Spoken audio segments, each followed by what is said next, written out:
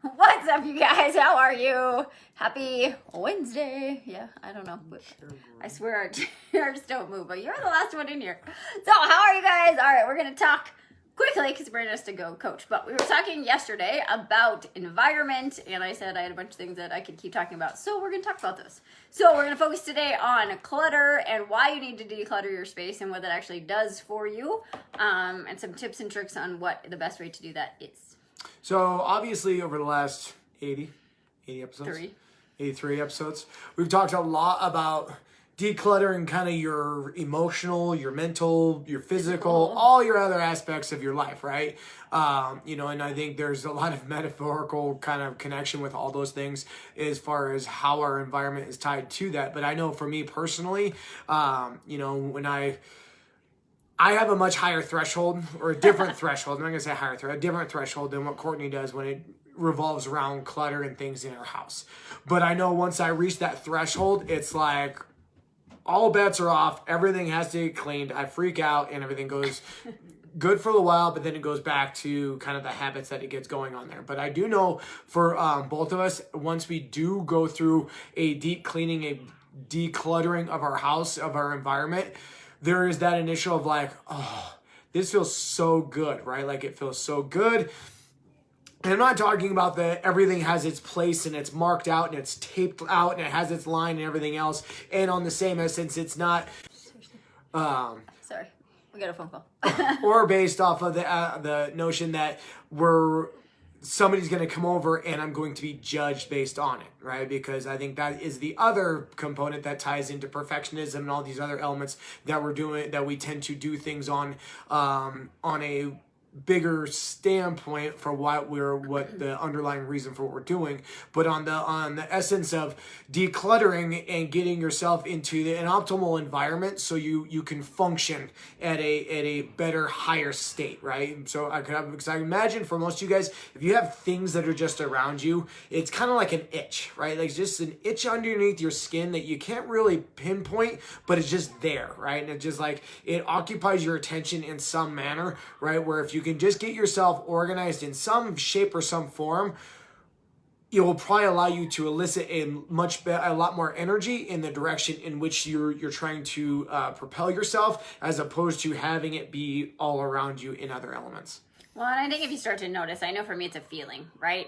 There's the mental piece of like, why can't we just keep our kitchen table cleaned off, right? Like that is my nemesis. If I clear a space, lo and behold, they will put stuff on it. Brandon's mom will come over, she'll clean up, she'll put stuff on there. The girl, and I'm like, I just want to sit down and have a space to do this. But right, it's not that. It's not the mental piece. For me, it's the feeling of like, there's this like contraction. I posted a video from last year that's worth watching too, but it talks about expansion and contraction and boundaries. But that's the feeling I get with clutter, right? Of like, it's a representation of the clutter probably going on in my mind and my emotions. And so a lot of time, the physical things that are happening in your world are just a representation of what's going on inside, right? And so if you're living in a state of sort of clutter and chaos and you had that like contracted feeling, that's probably a representation of other things. So you need to kind of look at that and go, okay, well, what is this representing? Like, what am I not doing that I want to be doing? Like, and it doesn't matter. Like, I don't care if your house is cluttered, as long as you feel good and your energy feels good in there, that's great. But like, if you know it doesn't feel good and you know that you want to shift it, then you've got to look at that, right? But I would imagine for most of us, when we have clean working space, when we have, the kitchen's clean, when we just feel good about how our house or environment make us feel, then there's a different kind of productivity and a different kind of energy that you're going to show up in versus that energy of like, oh, just put your toys away, right? And so like that energy of feeling like that is going to completely shift how you show up and how you're able to stay focused and on task for what you're doing. Well, there's been plenty of studies that show, right? Like when you do have an organized space, you are more productive, even just on the essence of smells, right? Mm-hmm. Like when you have certain scents around you, when you have certain colors around you, when you have certain just vibrance around you, you function at a different capacity, at a different state than you do when it's just at a lower vibe and you have other things that you're trying that are occupying your space and basically occupying your focus of the things that you're trying to do. Computer. So I mean, it's as simple as it is, it goes a long way, right? Like, yet again, I know from me looking back at, stages in my life when I've probably been the most productive is when I've had kind of my life was much more organized, right? Like when I've had kind of a set structure of not only the flow of my day, but also of where things had their place, of, a rhythm as far as laundry goes, cleaning goes, all these other elements that kind of go in there. When things are kind of in disarray, that usually means I'm also in disarray in some capacity in my own life, right? And so it's just a simple thing that you can start to implement, right? Like there's the Admiral, I can't remember the Admiral, but he talked about simply just making your bed, right? Like the action of just simply making your bed creates just a habitual pattern within yourself. And it's an easy promise that you can do for yourself every single day that just allows you to feel progress, right? Because of all these episodes we've talked about is just the simplest way that you can experience progress. And if you can experience progress, you're more likely to keep that ball rolling as it goes through, as opposed to like, okay, not only am I going to clean my bed, but I'm going to deep clean my carpet. I'm going to wash the shades. I'm going to do all these things before the day is over. And the reality of that is very slim to none. But if you can start by simply just making your bed, folding your socks, whatever it may be, that's the simple way to, if you can find your socks, that's a whole nother thing. We have a sock problem in our house. It's a whole nother If you can start with those simple things on there, that can get the ball rolling and allow you to feel like you're moving the ball in the direction that you want to move it. Yeah, and if you think about this, you guys, if you think about the feeling part of it, if you're like, well, I don't know if that affects me, like, just tell me right now, viscerally, how does it feel when you check into a Super 8 motel or a what are they called, Motel 6 or somewhere like that, right? Envision what that would feel like. I know what that would feel like. Or you're like, all right, I just booked a hotel at this 5-star all-inclusive resort in Bali. Can you feel the difference, right? Like there is a physical sensation that comes with the environment that you're in. So pay attention to that. Like, do you need to decorate more? Do you need to have certain things around your house? Is it plants? Is it, it sounds woo-woo, but is it crystals? Like, what's the smell? Like, what is that doing? Because you're setting your energy and you're allowing that to create the energy that you want to be in. So pay attention to that stuff because it really does matter and it really does affect you on a subconscious level more than you might realize it does.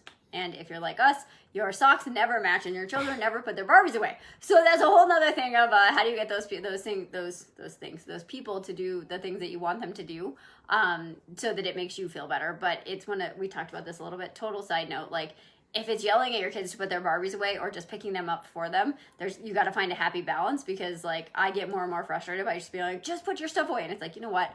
I could take 2 minutes and go put it away. They're happier, I'm happier, and we just move on, right? I'm not doing everything for them, but you have to find that balance of like, are you trying to get other people to do things because you need it? And where is that balance of, is it just better for you to do some of those things because you know how it makes you feel? And that's what I finally decided with my kitchen counter, is I just know it's my job to clean it off, and I've given up on harassing them all to clean it off. I think that could lead us down the right. avenue of stories and everything else that we attach to. So we can talk about that tomorrow, right? Yeah, I don't want to go down that rabbit hole because that could lead us on a whole nother life lesson that we could discuss. So, yeah. Yeah, so we'll talk about that. But anyway, I will say this though, if you are a clean freak, take a step back, and Brandon will tell you I'm a clean freak. I'm not, because if you saw my house, you would know that that is not true. But take a step back and go, is that just my need for certainty? Like I have clients that we work with on this kind of stuff where it's like, instead of dealing with things, they go clean, right? It's like that's their therapy, but it's really just removing them from whatever else is going on, and kind of their way that they meet certainty in a way that doesn't actually feel like they're serving them, because they're doing it to avoid. It's a protector, right? It's a protector for the other things. So if you do feel like you're like a compulsive cleaner and everything has to be perfect, you probably need to take a couple steps deeper into that and look at like what's actually going on and what are the stories that are below that, because it's probably not that you just want to have your house be perfect. There's other things that are going on a little bit deeper. Well, it's, all the things we've talked about over the last 83 episodes, right? Like, and there's none, and yet again, it's not necessarily good nor bad, right? It's the intentions in which you're doing it for, right? Like, why? Yet again, the part that Courtney's talking about is why are you doing it? Ultimately, what are you trying? What is the goal that you're trying to get out of that, right? Like, yet again, is it to optimize your space, right? And it's not necessarily shifting the story so it aligns with what you want to hear, but in all actuality, really diving into like what's the underlying purpose behind that, right? Like, is it your conditioning? Is it your modeling? Is it what you grew up with? Is it on the basis of you want significance? Is it on the basis of I'm a perfectionist by trade? I'm a clean freak that's my identity. That's my story. Like, there's a million different ways and different avenues we can go down on this, but it's understanding, yet again. And this is just kind of a little snippet of all these things that transcend across everything that we do in our life is what's the underlying reason for what you're doing behind it, right? And so just simply your patterns regarding your environment can also give you big indication of what other things may be showing up in your life as well. Yeah. Awesome. All right, guys. We appreciate you guys. We got to run, so hopefully that was helpful. Let us know if you have questions, and we'll catch you back here tomorrow. Bye, Thanks, guys. y'all.